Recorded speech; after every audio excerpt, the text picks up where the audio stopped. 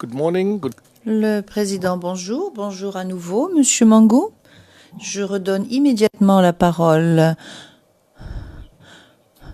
au bureau du Conseil de la Défense pour Monsieur Gbagbo, qui va continuer à vous poser ses questions.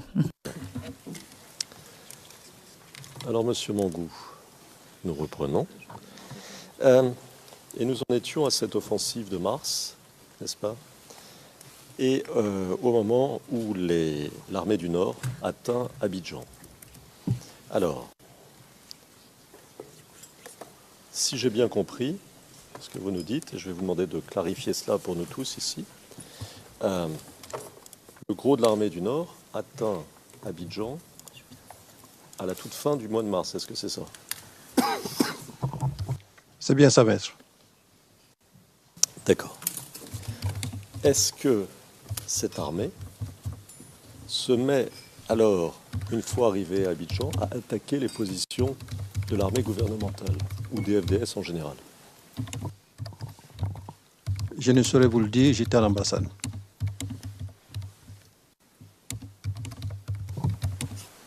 D'accord.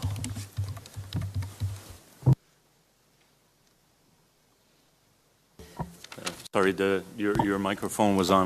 Monsieur McDonald, excusez-moi, votre microphone n'était pas éteint, Monsieur le Président. J'étais en train d'indiquer. Le Président, oui, non, mais je l'ai entendu moi-même, donc je l'ai éteint. Alors, monsieur, maintenant nous allons revenir un tout petit peu en arrière. Je voudrais savoir ce qu'il se passait à l'Ouest pendant la crise post-électorale de 2010-2011.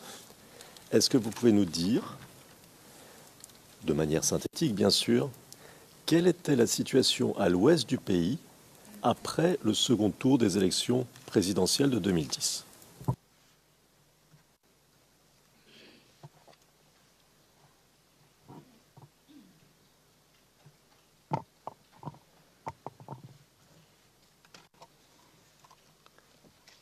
Donc après le second tour des élections présidentielles, il faut dire que toutes les populations de Côte d'Ivoire attendaient avec impatience la proclamation des résultats.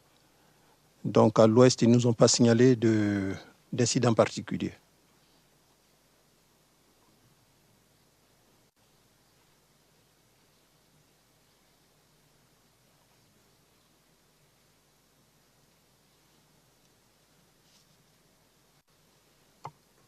D'accord.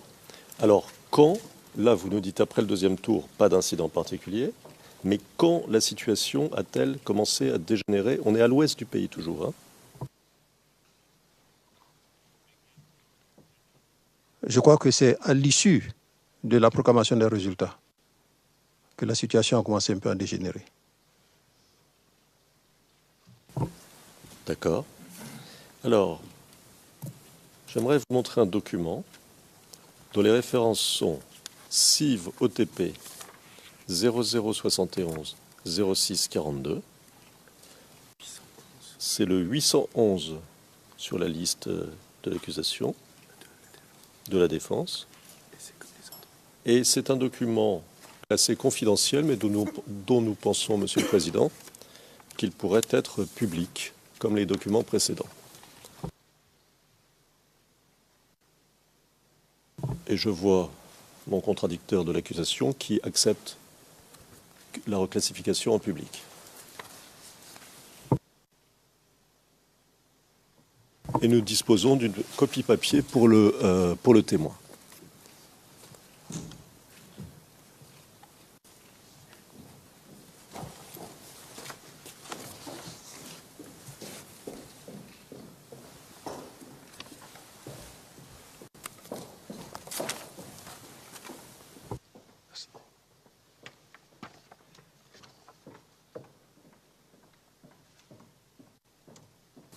Alors, Monsieur Mangou, regardez tranquillement le document, et puis je vais vous poser quelques questions.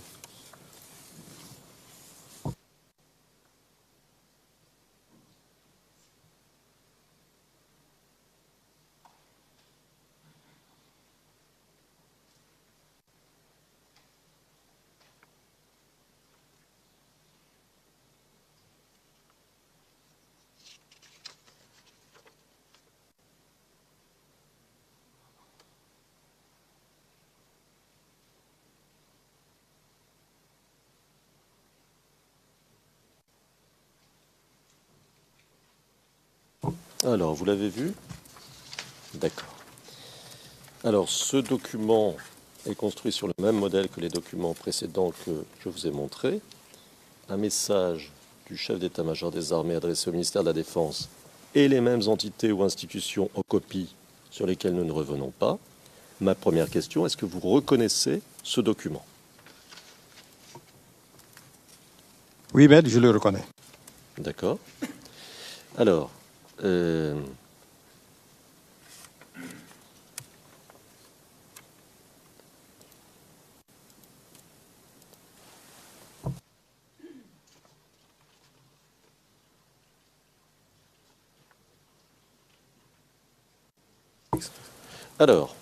ce document fait état, à la page 0644, c'est-à-dire à la dernière page du document, d'une attaque menée le 6 mars 2011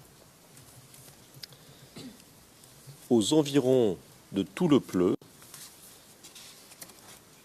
par une, et je cite, coalition de rebelles, entre parenthèses, sierra-léonais, libériens, burkinabés. Fermez la parenthèse et fin de citation. Alors, concernant cette attaque, est-ce que vous vous en souvenez?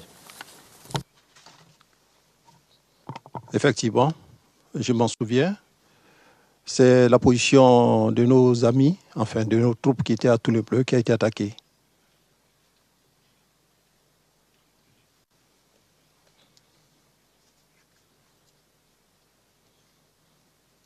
Est-ce que vous avez des informations sur d'autres attaques de ce type qui auraient été commises à l'ouest du pays à peu près à la même période?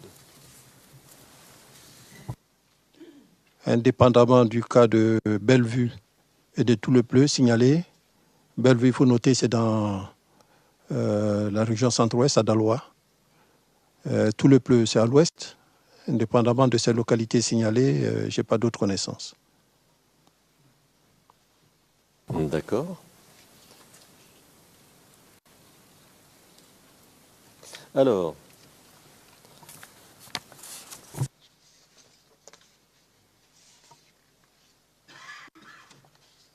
dans ce même document, si vous prenez la première page, est-ce que vous voyez le primo? Oui. Alors, est-ce que vous parvenez à lire ce qu'il y a marqué? Oui. Alors, je vais le dire pour le compte-rendu, et vous m'arrêtez si je me trompe. Donc, je vais citer le primo, je cite groupement centre-ouest, ce jour 6 mars 2011, alpha 4 heures, début de l'opération baptisée Aube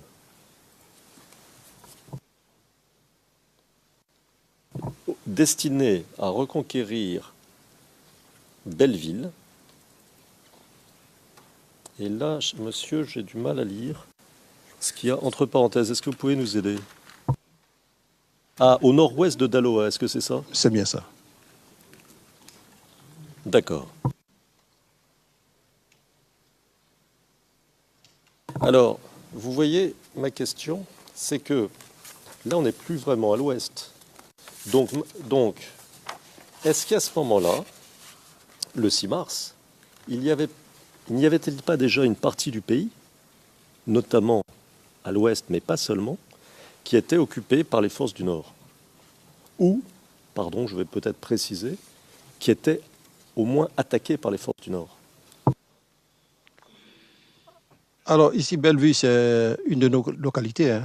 Elles appartiennent bien aux forces de défense et de sécurité. Il faut dire qu'à un moment donné, l'ennemi y a mis pied. Et là, nous avons essayé de reconquérir Belleville. Mais quand nous sommes arrivés à Belleville, effectivement, il n'y avait pas d'ennemi.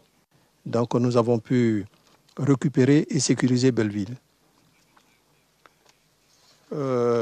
Donc, au début mars, effectivement, comme souligné dans le message ici, à Toulepleu, il y a eu attaque. Il y a eu attaque et nos éléments qui repliaient en direction de disons, de Diokwe, arrivés dans un village, ont été pris à partie par la population. Et la population a retiré leurs armes. Donc, si l'accusation se souvient bien, elle avait dit qu'on avait remis les armes aux civils. Non, les armes n'ont pas été remises aux civils. C'était la population qui, face au repli de nos hommes, ne voyait pas comment la manœuvre s'effectuait, donc qui a récupéré ses armes. Et nous sommes passés par les cadres de tout le pleu. On a réglé le problème et ils ont pu remettre les armes à nos hommes. Alors, pour qu'on comprenne bien, et vous m'arrêtez si je ne suis pas fidèle à ce que vous avez dit, c'est que devant la menace, si je puis dire, d'un retrait des soldats qui les protégeaient, la population a voulu prendre des armes leurs armes pour se protéger. Est-ce que c'est ça? Oui, la population était exaspérée que nos éléments replient. Donc ils ont dit, si vous ne pouvez pas, nous on prend les armes. Mais en fait, le problème a pu être réglé avec l'appui des cadres et nos éléments ont repris position. Donc, vous êtes revenu et vous avez récupéré ces armes, c'est ça? C'est bien ça. D'accord.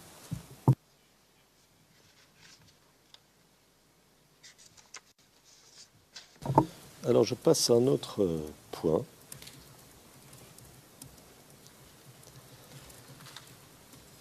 Alors, vous vous souvenez que vous nous avez expliqué que l'offensive de février sur Abobo avait suivi 2 axes.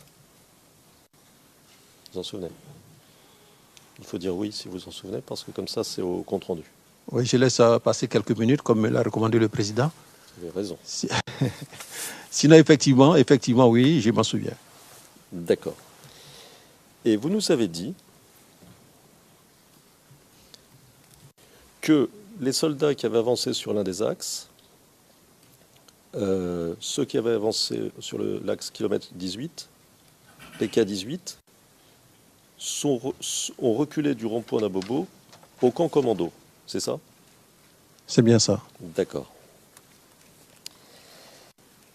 Et vous avez précisé, c'est dans les transcrits français édités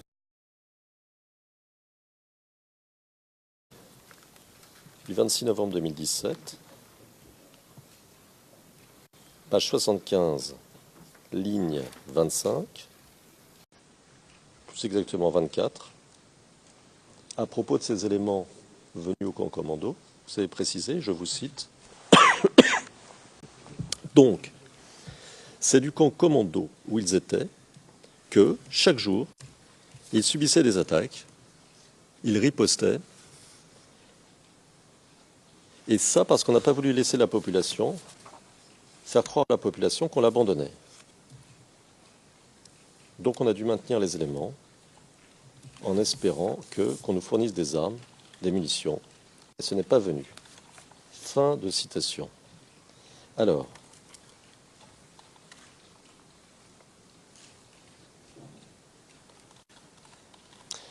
est-ce que vous pouvez nous en dire un peu plus sur les attaques que subissait le camp commando? Quel type d'attaque? Voilà, est-ce que vous pouvez nous en dire un peu plus?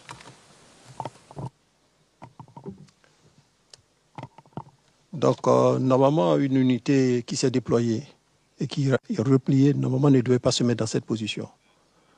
Mais on l'a fait parce que, comme je l'ai souligné, nous n'avions plus d'armes, nous n'avions plus de munitions. Et pour ne pas laisser la population, faire croire à la population qu'on l'abandonnait, on était obligé de mettre nos éléments au camp commando. Donc, ils étaient dans une position où l'ennemi, chaque jour que Dieu faisait, l'attaquait. Par moment même, on a reçu des comptes rendus de nos hommes qui étaient sur le terrain, avoir essuyé des tirs de mortier. Donc, ils étaient attaqués à la calache, au RPG, et quelquefois, ils essuyaient des tirs de mortier. D'accord.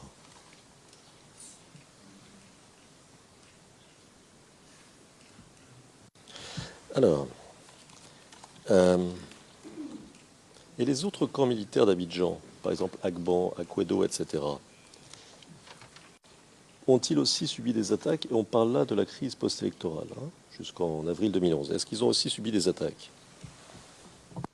Il faut dire que quand nos éléments étaient à Bobo encore, aucun de ces camps n'avait subi d'attaque.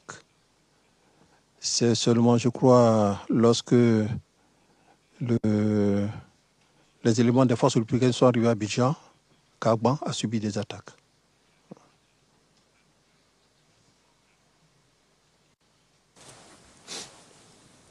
Vous pouvez nous en dire un peu plus sur ces attaques? Par exemple, qui attaquait le camp d'Agban? Qui commandait l'attaque contre le camp d'Agban? Quel chef du Nord commandait l'attaque contre le camp d'Agban? Qui attaquait le camp d'Akwedo? Quels étaient les éléments qui attaquaient ces camps? Vous voyez ce que je veux dire? Alors, c'est des situations que je n'ai pas vécues. Je vous disais que j'étais en ambassade, mais c'est seulement des informations qui m'ont été données sur l'attaque du camp de la gendarmerie.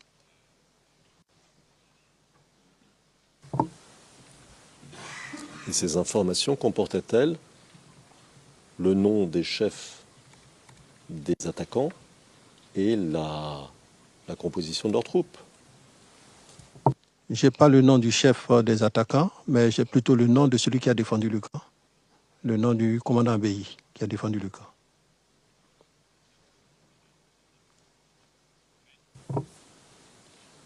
Donc vous ne savez pas qui, ou plutôt sous quel chef du Nord les attaques contre le camp d'Agban ont été menées, ni sous quel chef du Nord les attaques contre le camp d'Akwedo ont été menées? Non. D'accord. Ces mêmes camps militaires ont-ils subi des attaques, cette fois-ci entre 2002 et 2010? Oui. Entre 2002 et 2010, nous avons subi plusieurs attaques. Il y a eu l'attaque du camp d'Akwedo, le nouveau camp comme l'ancien camp, qui a été attaqué. Et puis après, bon, ça a été nos différentes positions qui ont été attaquées, mais ce n'était pas des camps, c'était plutôt des corridors. Il y a eu Noé qui a été attaqué. Il y a eu à Bouville qui a été attaqué. Il y a eu une tentative d'attaque au niveau d'Abangourou. Il y a eu la gendarmerie d'Anyama qui a été attaquée. D'accord. Donc ça, ces attaques se sont déroulées entre 2002 et 2010, c'est ça que vous dites? C'est bien ça, maître.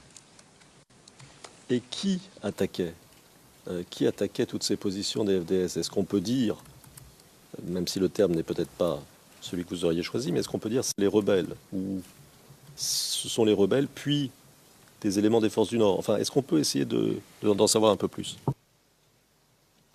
Oui, effectivement, je le confirme parce que dans l'attaque de Noé, on avait fait un prisonnier, un certain Koné Pignon, qui initialement servait dans la zone de Boisflé et au-delà, et qui ce jour-là a été fait prisonnier, donc on a su que c'était eux qui nous attaquaient.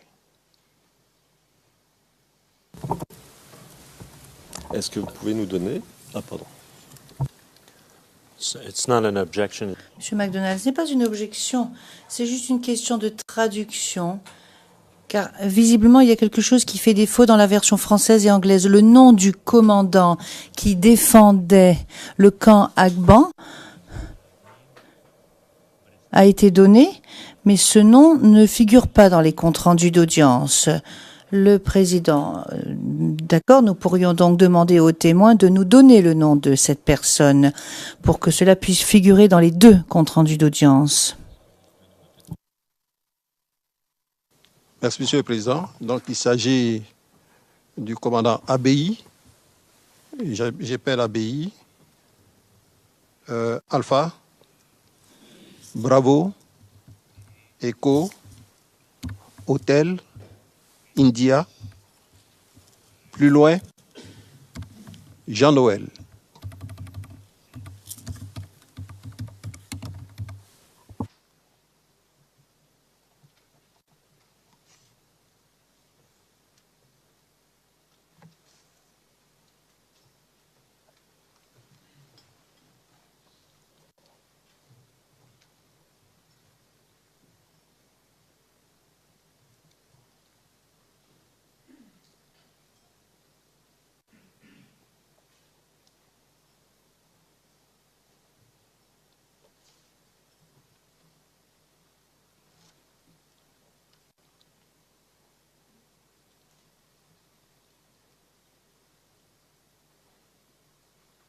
Merci, monsieur. Dans la même veine, vous nous avez cité le nom d'un prisonnier qui n'a pas été tout à fait transcrit. Est-ce que vous pouvez nous dire, nous épeler son nom, s'il vous plaît? Donc, il s'agit de Koné Pignon. Koné Kilo, Oscar, November, Echo. Plus loin, Pignon, Papa, India, Golf, November, Oscar, November. Merci, monsieur. Alors, ces attaques-là ont été dirigées par des commandants, bien entendu. Est-ce que vous vous souvenez du nom de certains d'entre eux? Et on parle des attaques de 2002 à 2010, cette fois-ci.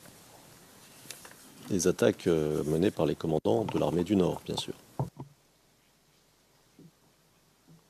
Non, je n'ai pas de nom. Généralement, quand une attaque se produit, et quand on n'a pas fait de prisonniers, c'est difficile de savoir qui sont ceux qui ont attaqué. Mais en analyse, quand on prend beaucoup de recul. C'est une analyse tactique que j'ai faite à mon niveau. À mon niveau, je me suis aperçu que cette attaque préparait déjà à l'époque l'action sur Abobo.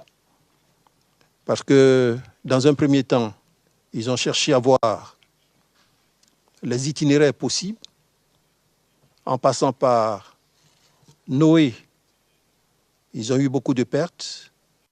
On en a même fait des prisonniers. Ils ont ensuite essayé l'axe à Bangourou, une tentative qui n'a pas marché.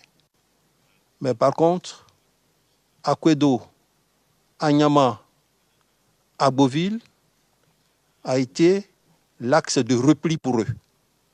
Un axe de repli. Donc, dans ces différentes attaques, parce que généralement les attaques de ces gens prévoient déjà une attaque d'envergure, précèdent une attaque d'envergure. Et dans ces genres d'attaques-là, c'était pour voir l'itinéraire d'arrivée, l'itinéraire de repli, et si possible, analyser un peu le comportement de nos hommes, tester leur vigilance et tout, et de récupérer aussi le matériel militaire. Donc apparemment, c'est ce qui a été fait. Voilà, c'est ce qui a été fait. Parce qu'avec l'installation du commando invisible, si vous revoyez le film indiqué tout à l'heure, ils ont tenté une première installation à Yopougon. Ils n'ont pas opté pour Yopougon parce qu'il n'y avait pas d'issue de sortie. Ils ont tenté Bingerville parce que Bingerville était enclavé. Donc, le quartier qui leur offrait plus de possibilités, c'était Abobo, avec possibilité de repli sur Aboville pour rejoindre l'autoroute et puis remonter vers le nord.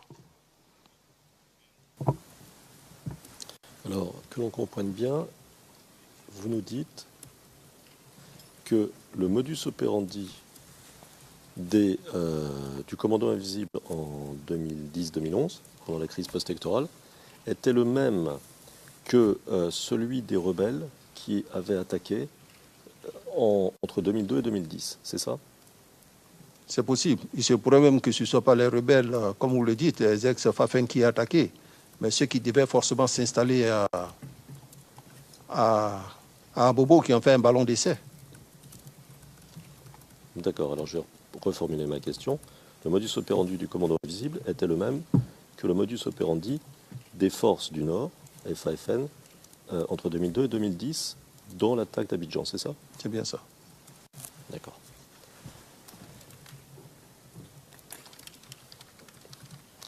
Alors, on va passer à un point un peu différent. Au cours de la crise post-électorale, 2010-2011, l'armée française a-t-elle attaqué l'armée gouvernementale ivoirienne?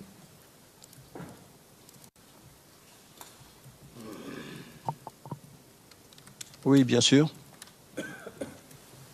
À l'issue donc d'une offensive que nous avons menée sur les positions des forces républicaines de Côte d'Ivoire, il y a eu la destruction du camp français, la destruction du camp français, l'attaque du camp français. Et nous étions aux opérations. Nous avons dans un premier temps cherché à savoir ce qui s'est réellement passé. Ils nous ont empêchés d'aller à Boaké pour voir ce qui s'est passé. Et à l'issue... Si vous permettez, monsieur, je vous interromps parce que je crois qu'il y a un petit malentendu. Oui.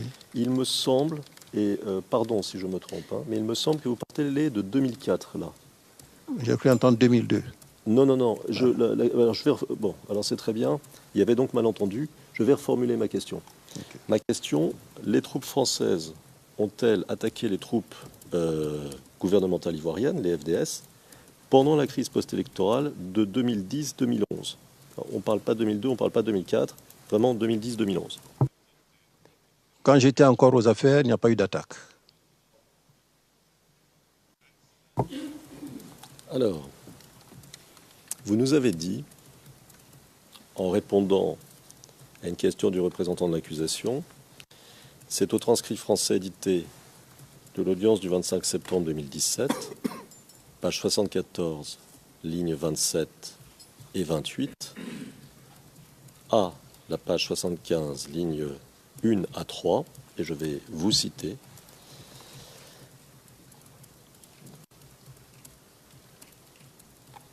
Je me tourne vers les interprètes. Regardez vous-même comment les forces impartiales sont intervenues dans Abidjan. Elles étaient requises, elles ont utilisé les chars. Je vous ai dit que je suis spécialiste des élans, des engins Saguet avec télémètre laser qui peuvent effectuer des tirs jusqu'à une distance de 2200 mètres pour le canon, à une distance de 1200 mètres pour la mitrailleuse. Elles ont même utilisé des missiles téléguidés. Fin de citation. Alors, contre qui ont été utilisés ces engins Saguet, ces élans, ces missiles dont vous parlez? Merci, maître, je me rappelle très bien. Je répondais donc à une question de l'accusation qui me demandait si on devait utiliser des mortiers, s'il était permis d'utiliser des mortiers en ville. Donc j'ai dit, mais voyez comment les autres sont intervenus, parce que quand une armée est requise, elle intervient avec tous ses moyens.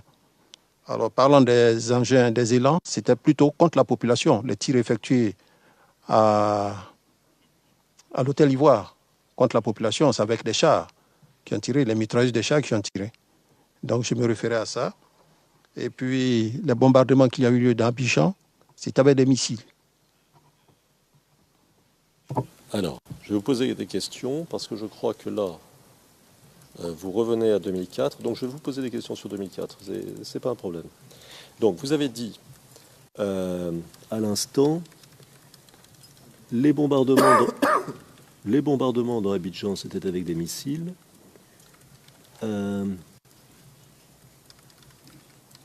Et juste avant, à l'instant, vous avez dit il y avait des mitrailleuses de chars qui ont tiré. Voilà, alors vous avez dit deux choses.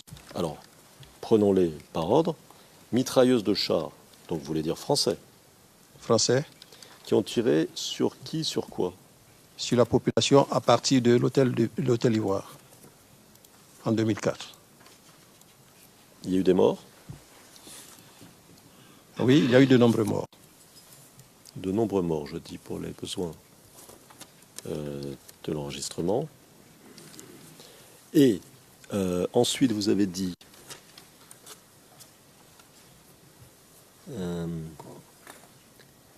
les bombardements dans Abidjan, c'était avec des missiles. Alors, c'était quoi ces bombardements? Quels missiles? À quelle occasion? Dites-nous un tout petit peu plus qu'on comprenne ce que vous dites.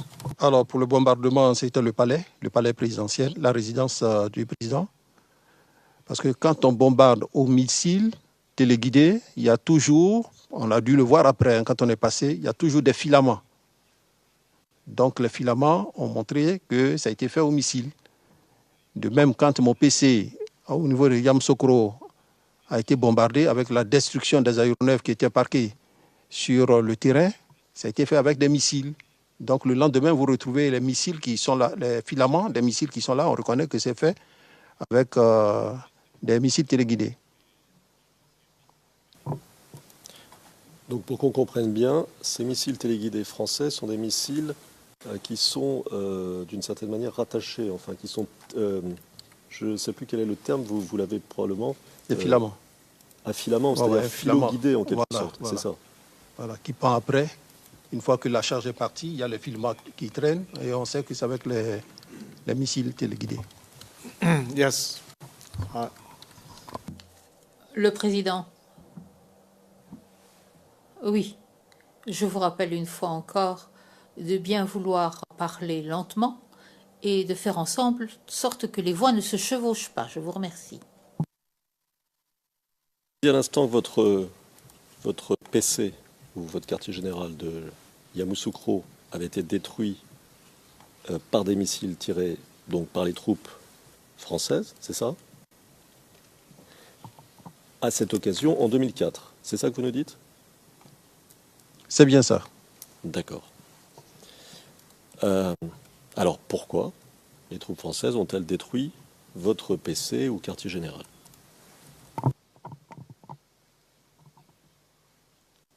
Donc ces troupes nous accusaient d'avoir bombardé leur PC au niveau de Bouaké. Donc en réaction à ce bombardement, elles ont bombardé également notre PC et détruit nos aéronefs. D'accord. Quel était votre rôle à ce moment-là, si je me souviens bien, en novembre 2004? C'était bien novembre 2004? C'est bien ça, maître. Alors quel était votre rôle, votre position militaire? Donc en ce moment, j'étais le commandant du théâtre des opérations. Là, effectivement, j'étais sur le terrain. D'accord. Alors, est-ce que vous aviez autorisé une action contre le lycée, contre la position française qui était au lycée de Bouaké? Pas du tout. Pas du tout. L'objectif désigné aux pilotes, c'était, j'allais dire, le corridor qui se trouve à environ 400 km de l'école nationale des sous-officiers. Et 400 mètres de l'école nationale des sous-officiers. Si vous permettez, je vous arrête une seconde. Oui. Il faut qu'on comprenne bien. Et nous, évidemment, on connaît moins bien les choses que vous. Donc, quand vous dites l'école nationale des sous-officiers, c'est quoi? C'est là où étaient basées les troupes françaises? Non. Les troupes françaises étaient dans un collège. Un collège qui est environ, qui est situé en gros à 2 km sud de l'école nationale des sous-officiers. Et là, vous avez l'école nationale des sous-officiers qui se trouve en face de la piscine municipale. Et le corridor de cette école-là est en gros à 500 mètres de là. C'était l'objectif qui a été désigné, un objectif militaire. Alors, si vous permettez une seconde. Donc, vous mentionnez cette école des sous-officiers. Pourquoi? Parce que c'était une position, à l'époque, on les appelait, je crois, rebelles. Donc, une position rebelle, ou parce que c'était le début des lignes rebelles. Et quelle est la raison pour laquelle vous mentionnez cette école? Non. Je mentionne cette école pour justement vous faire voir le corridor par rapport à l'école. Parce que là, comme on n'a pas de carte sous les yeux, je prends un point qui est connu. Et à partir de ce point, je vous indique le corridor. D'accord. Donc, l'objectif, c'était ce corridor, c'est ça? L'objectif, c'était ce corridor. Et qu'est-ce qui s'est passé? Bon. Au cours de la manœuvre, les instructions données aux pilotes, c'était ça, c'était cet objectif-là, bien précis, avec des coordonnées bien précises.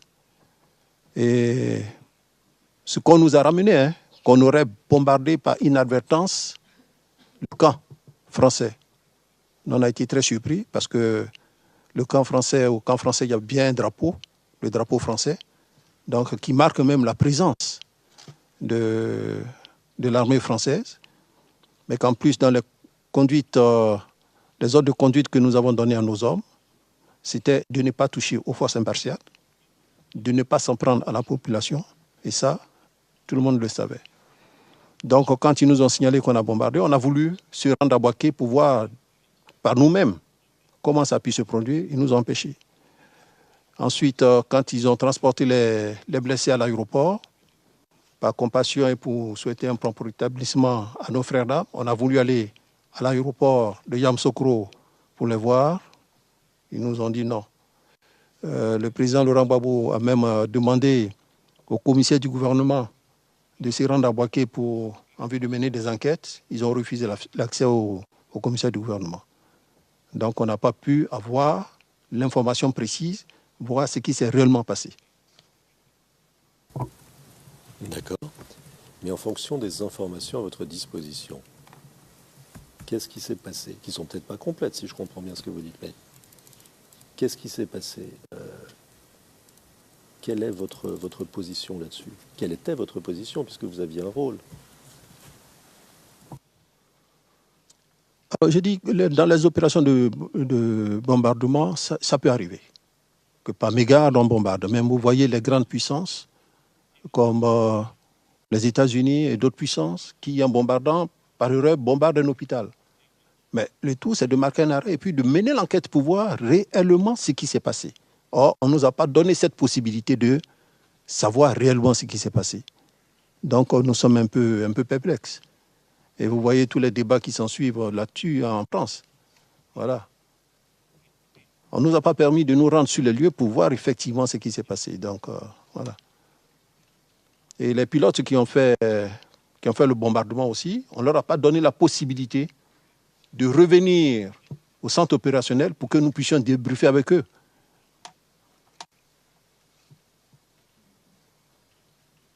D'accord. Donc vous n'avez pas eu l'occasion d'interroger les pilotes, c'est ça que vous dites? Non, on n'a pas... Pardon. On n'a pas eu l'occasion d'interroger les pilotes. Et pour qu'on comprenne bien, parce que les Français vous l'interdisaient, c'est ça? Non, pas que les Français nous l'interdisaient. Le temps même de prendre contact avec nos pilotes, le Mi-24 qui s'était rendu à Sakassou pour une mission, dès qu'elle est rentrée, elle a été prise à partir de l'aéroport. Donc ce Mi-24 a été détruit à partir de l'aéroport. Et à 19h, au moment où nous aussi on s'attendait à recevoir nos pilotes, à 19h, le bombardement du PC a commencé. Donc on n'a pas pu recevoir les pilotes qui, de Yamoussoukro, me rejoint à Abidjan. Voilà, c'est vraiment ce qui s'est passé. Alors, prise à partie par qui, monsieur? Généralement, quand nos avions reviennent, nos avions atterrissent à l'aéroport de Yamoussoukro pour pouvoir faire le refueling, les différents contrôles techniques. Mais stationné à l'aéroport de Yamoussoukro, un détachement de l'Icône. Un détachement qui était basé là et qui avait pour mission aussi de veiller sur les aéronefs de l'Icône. Donc c'est ceux-là qui ont tiré sur nos hélicoptères. D'accord, donc prise à partie par des détachements français, c'est ça que vous dites? C'est bien ça. D'accord. Ils ont détruit les hélicoptères? Oui, alors dans les destructions, j'ai retenu quelque chose.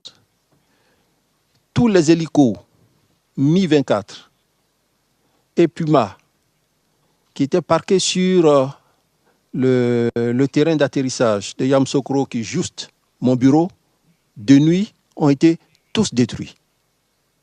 Tous détruits. Par contre, la destruction faite à l'aéroport, à la hache, ils ont détruit tous les Mi-24, c'est-à-dire tous les avions russes, et ils ont laissé le Puma, qui lui est de fabrication française. Voilà. Donc tout ce qui est russe, ça a été détruit. Le Puma français, ils l'ont laissé. À Yamoussoukro, il y avait aussi le Puma, un hélico français. Mais compte tenu de l'obscurité, et vu que tous les hélicos avaient pratiquement la même forme de nuit, les chats étant gris, ils ont détruit tous les hélicos. Mais à Yamoussoukro, de jour, ils ont détruit à la hache les hélicos russes et ils ont laissé l'hélico français.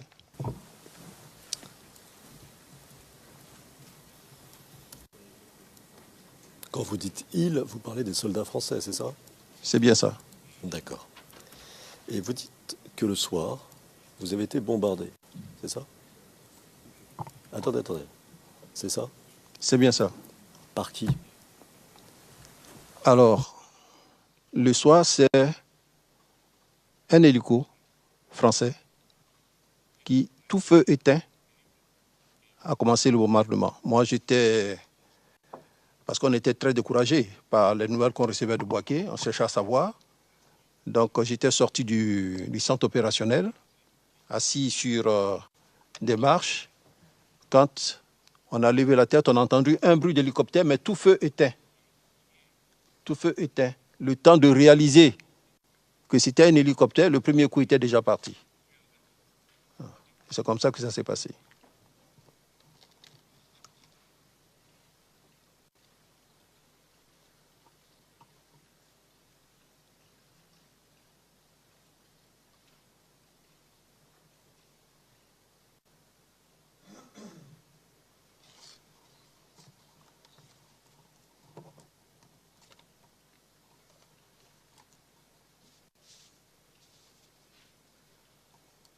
D'accord.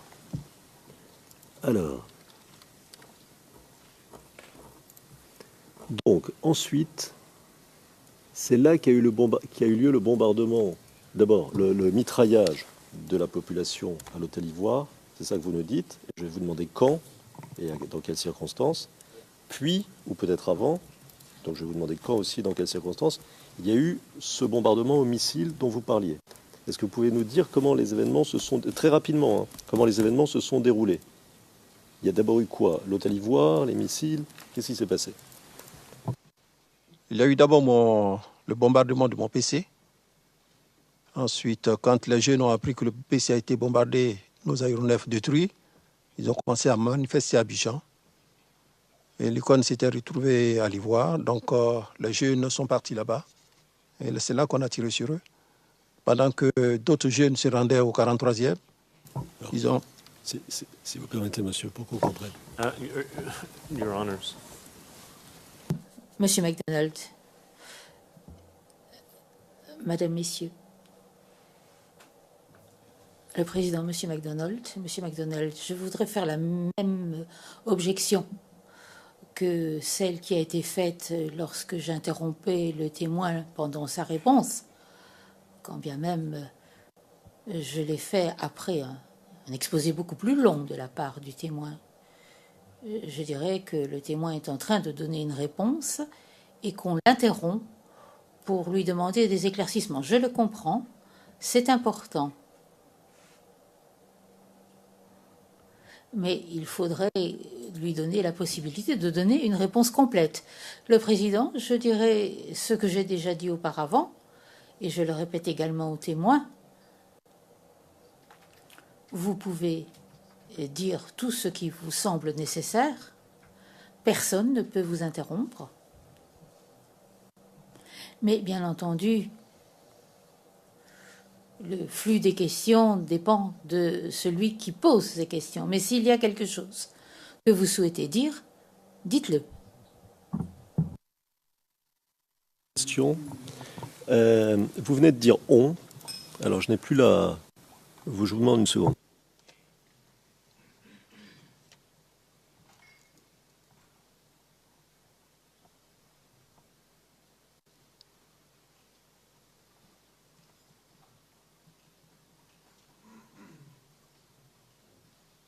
Voilà, vous venez de nous dire, avant l'intervention de mon confrère, vous venez de nous dire, c'est là qu'on a tiré sur eux. Alors vous parliez des jeunes, qu'on a tiré sur eux. J'essaie de structurer votre récit, et comme l'a dit le président, vous dites, sentez-vous libre de dire ce que vous voulez dire, mais essayons de structurer en donnant les précisions nécessaires.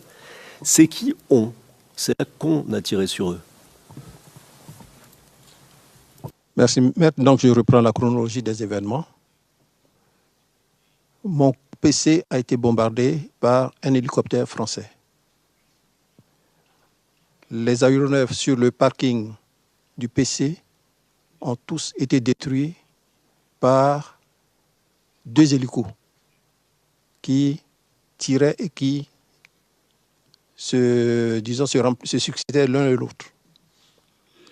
Quand il y a eu cet événement, les jeunes, la population révoltée, a voulu se rendre au 43e BIMA. Et pour ce qui nous a été donné de voir à la télévision, une fois sur le pont de Gaulle, c'est les hélicos qui, de là-bas, ont essayé de les pilonner. Il y en a même qui ont sauté dans la lagune. La même scène s'est produite à l'hôtel Ivoire, où des chars français ont tiré sur des jeunes Ivoiriens. À l'issue de ces 2 événements, les chars français ont pris position dans tout Abidjan. À l'Ivoire, à l'aéroport, nos hommes ne peuvent même pas aller à l'aéroport. Donc, la zone Koumassi, 43e BIMA a été coupée. Même sur l'axe de l'aéroport, ils avaient mis des conteneurs pour empêcher toute circulation dans ce sens. Quand j'ai été nommé chef d'état-major des armées le 13 novembre. Donc, quand j'arrivais aux affaires, j'ai trouvé vraiment qu'Abidjan, rien ne circulait. Tout était fermé par les Français. Nommé, j'ai voulu donc reprendre les choses en main et j'ai décidé d'aller voir le général Poncé, qui à l'époque commandait les troupes françaises. J'avoue qu'après le bombardement de mon PC et les chars qui occupaient toute la ville pratiquement d'Abidjan, disons Abidjan Sud, puisqu'Abidjan Nord quand même c'était un peu... les gens circulaient. J'étais parti le voir, j'étais très, très, très fâché. Donc, je me suis dit que la rencontre allait être houleuse. Donc, quand je suis allé, j'ai vu le général qui m'a dit « Mon général, je sais que vous êtes un fils de pasteur. Avant que vous ne me donniez les raisons de votre visite ici, nous allons prier. » J'ai été très surpris. Il a pris donc un Nouveau Testament, le Nouveau Testament. Il a pris un verset, il a lu, et à l'issue de la prière, il m'a demandé l'objet de ma visite. Donc, je l'ai remercié pour la prière qu'il a faite, et je lui ai dit que je venais d'être nommé chef d'état-major des armées, que mes hommes ne peuvent pas travailler parce qu'il y a des chars français un peu partout, et que je souhaiterais que ces chars regagnent leur caserne afin de nous permettre de travailler et de permettre à la population de circuler dans de bonnes conditions. Donc, quand je lui ai dit ça, il m'a dit, bon, mais il m'a félicité pour ma nomination. À l'époque, j'étais colonel-major. Et il m'a dit, mon colonel, ça va se faire, mais je souhaiterais que vous puissiez assurer la sécurité des déplacements de nos hommes pour que les jeunes patriotes ne s'en prennent pas aux chars ou même que la population ne s'en prenne pas aux chars français. Donc, je lui ai donné cette assurance. Et c'est ainsi que nous avons ensemble arrêté un plan d'évacuation et on a retiré progressivement les chars de la ville. Voilà comment ça s'est passé.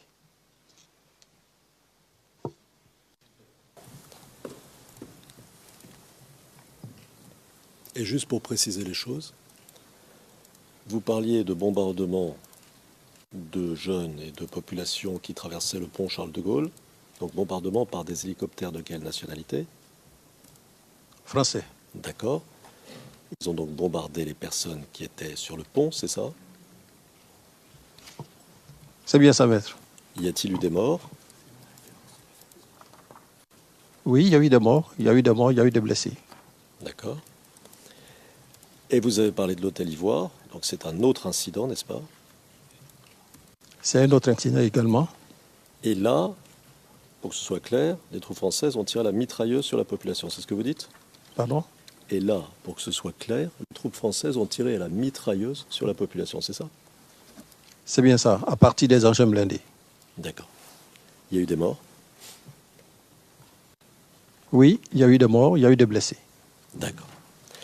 Alors maintenant, donc ça c'était en 2004, On est bien d'accord? C'est bien ça, maître. Alors, on va revenir en 2010-2011. Et ma question, pendant la crise, c'est-à-dire jusqu'au 11 avril, ou 12 avril, si vous voulez, 2011, y a-t-il eu des attaques de troupes françaises contre les troupes ivoiriennes?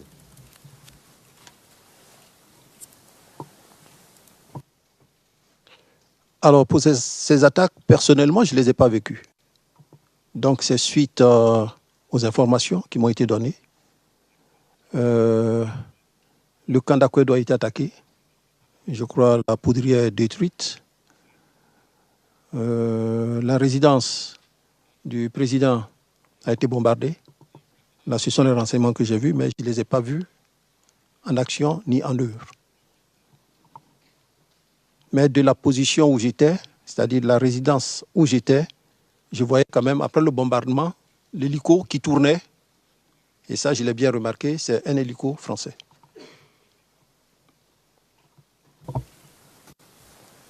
Qui tournait et qui bombardait, c'est ça que vous voulez dire? C'est bien ça, parce qu'il tournait et quand il repartait, comme on le savait, c'est pas le bruit. Voilà.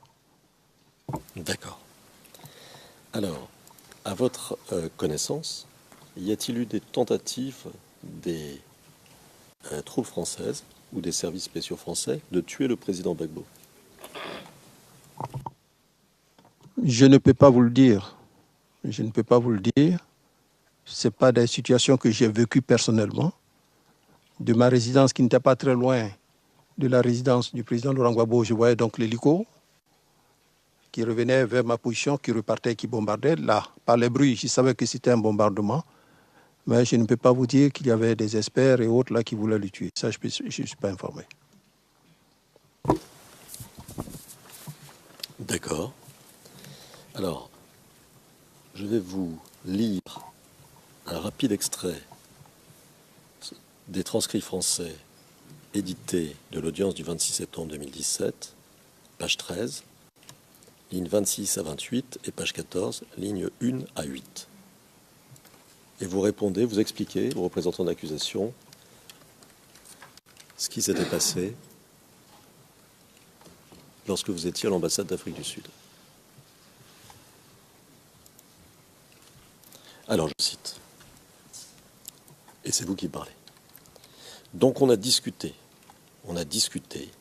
et puis bon, elle a réussi à me convaincre. Et je suis reparti vers Madame l'ambassadeur, et je lui ai dit, bon Madame, je crois que nous allons renoncer à partir en exil.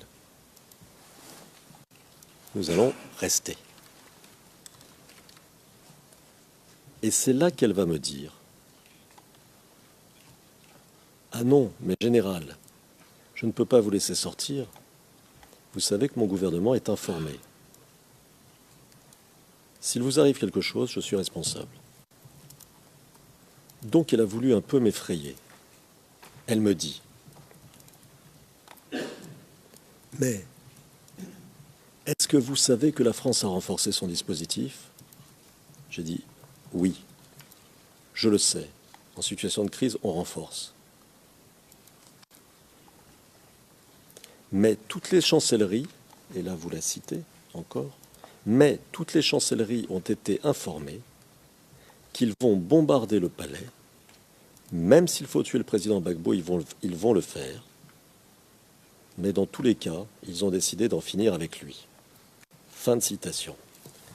Alors, ma question est simple. Avez-vous obtenu par la suite des informations sur cette décision française d'en finir avec le président Gbagbo? Objection.